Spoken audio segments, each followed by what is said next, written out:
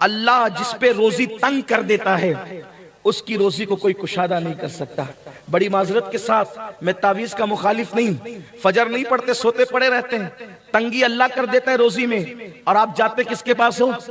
तावीज वाले बाबाओं के पास। हजरत मेरी रोजी तंग हो गई, जरा तावीज दे दो। जिसकी रोजी अल्लाह ने तंग की हो, है दुनिया में कोई ऐसा तावीज कि अल्लाह के तंग की हुई रोजी को कोई खोल सके? तावीज में जादू का इलाज है, तावीज में अल्लाह की नाराजगी का इलाज नहीं है। अल्लाह की नाराजगी कैसे खत्म होगी?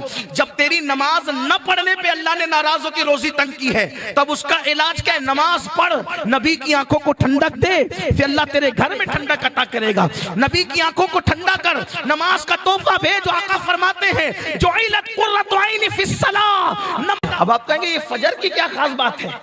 सब लोग सुबह चला रहे हैं। हैरत ये है, जिन मजहब में सुबह उठने की तालीम नहीं, वो मजहब के लोग सुबह उठ रहे हैं, और जिस मजहब में फजर का हुक्म है, अस्सलातु खैरुम मिनन नौम की सदा है, वो मजहब के लोग 3 बजे रात तक के होटलों पे बैठ करके कुर्सियां तोड़ते हैं। 2-2 बजे रात तक के मुसलमानों के मोहल्लों में देख लो, कब शक करते होंगे, ऐसी ऐसी हाँकते होंगे। 3-4 बजे जाकर के सोएंगे और 12-1 बजे तक के उठेंगे। यही है? कैसे तरक्की होगी? कैसे तरक्की होगी? मेरे आका फरमाते सुबह का सोना, फजर के वक्त का सोना रिस्क को तंग करता है, रिस्क में तंगी लाता है। अपना नुकसान मत करो, होश के नाखून लो। अहमदाबाद वालों, आप बड़े बड़े खतीबों को सुनते हैं, मैं कोई खतीब नहीं, लेकिन एक फकीर गौस पाक की चौखट का आपके दरवाजे पर सदा लगाने आया हो। अल्लाह वालों, अल्लाह की तरफ आ जाओ, अल्लाह के बंदो, अल्लाह की तरफ आ जाओ, वरना याद रखना अल्लाह जिस पे रोजी तंग कर देता है उसकी रोजी को कोई कुशादा नहीं कर सकता। बड़ी माजरत के साथ मैं तावीज का मुखालिफ नहीं, फजर नहीं पढ़ते सोते पड़े रहते हैं, तंगी अल्लाह कर देता है रोजी में, और आप जाते किसके पास हो? तावीज वाले बाबाओं के पास। हजरत मेरी रोजी तंग हो गई, जरा तावीज दे दो। जिसकी रोजी अल्लाह ने तंग की हो, है दुनिया में कोई ऐसा तावीज कि अल्लाह के तंग की हुई रोजी को कोई खोल सके? तावीज में जादू का इलाज है, तावीज में अल्लाह की नाराजगी का इलाज नहीं है। अल्लाह की नाराजगी कैसे खत्म होगी?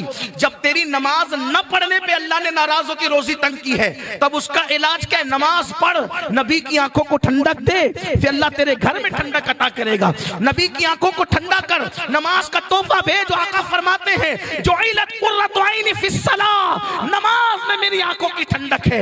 एक बार मुसलमान नमाजी बनकर तू देख, फिर देख तेरे कैसे वारे न्यारे होते हैं। वल्लाह तेरे घर में रोजी बरकत बरसेगी, रहमतों का नुज़ूल होगा, तेरे बच्चे तेरे फरमा बरदार होंगे, तुझे नेमतें मिलेगी, तुझे बरकतें मिलेगी। अल्लाह तुझे इतना नवाजेगा कि तू रख रख के भूलेगा।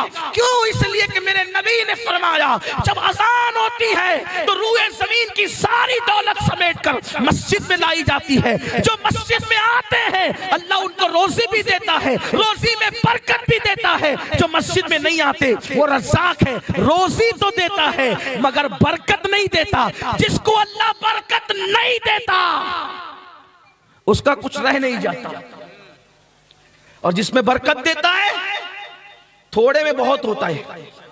समझाऊं आपको? समझ लो।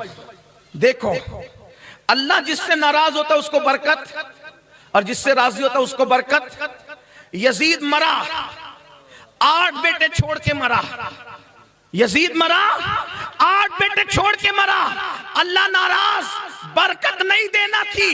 8 लापता हुए, ना उनका पता, ना उनकी कब्र का पता, ना उनकी नस्ल का पता, ना उनका कोई नाम लेने वाला। अल्लाह ने बरकत नहीं दी। अल्लाह अकबर। यजीद की कब्र का निशान भी मिटा, उसकी औलाद का नाम निशान भी खत्म हुआ, लेकिन हुसैन एक बीमार दुबला पतला ज़ैनुल आबिदीन छोड़ करके गए। अल्लाह राजी था, ऐसी बरकत दी कि करबला से लेकर अहमदाबाद तक के देखो हुसैन के बेटों की एक कतार नजर आ रही है। क्या आप नहीं देखते? एक ज़ैनुल आबिदीन में बरकत दी, बाकर उसी से आए, जाफर सादिक उसी से आए, मूसा काजिम उसी से आए, अली रजा उसी से आए, हजरत तकी उसी से आए, हजरत नकी उसी से आए, हसन अस्करी उसी से आए, बगदाद के जिलानी उसी से आए, अजमेर के ख्वाजा उसी से आए, अहमदाबाद के शाह आलम उसी से आए, सरकार कुतुब आलम उसी से आए। देखो अल्लाह ने बरकत दी। एक छोड़ा था, एक में बरकत कितनी? अल्लाह बरकत दे तो कयामत तक कोई खत्म नहीं, हुकूमत भी खत्म नहीं कर पाए। अल्लाह बरकत दे तो हुकूमतें भी खत्म नहीं। कितना मिटाने की कोशिश की हुकूमतों ने, हुकूमतें खत्म हो गई, आले हुसैन खत्म ना हो। बरकत अल्लाह ने दी, बरकत अल्लाह ने दी। पता चला अगर आल में बरकत दे, आल में बरकत दे तो हुकूमतें भी खत्म नहीं कर सकती। हुसैन ने सजदे में सर दिया तो अल्लाह ने आल में बरकत दी। तुम सजदों के पाबंद बन जाओ, अल्लाह तुम्हारी माल में भी बरकत देगा, तुम्हारी आल में भी बरकत देगा। आप कहेंगे क्या माल मिलता है? माल मिलता है। मैं कहता हूं नादान, अपने नबी का फरमान पढ़। अल्लाह के रसूल ने फरमाया जब बंदा सजदा करता है तो खुदा और बंदे के दरमियान के सारे पर्दे हटा दिए जाते हैं। अरे जब सजदे में खुदा मिल जाता है तो कायनात की कौन सी नेमत नहीं मिल सकती। जो सजदे में खुदा मिलता है क्या नहीं मिल सकता। आओ सजदे के पाबंद बनो, गलती न करो। रात में कोई काम नहीं है तो जल्दी सो, सुबह को जल्दी उठो। मजबूरी है देर से सोते, चलो देर से सो, लेकिन जल्दी उठो। आप कहेंगे नहीं उठ पाता हूं, मैं कहता हूं नमाज की अहमियत दिल में पैदा कर।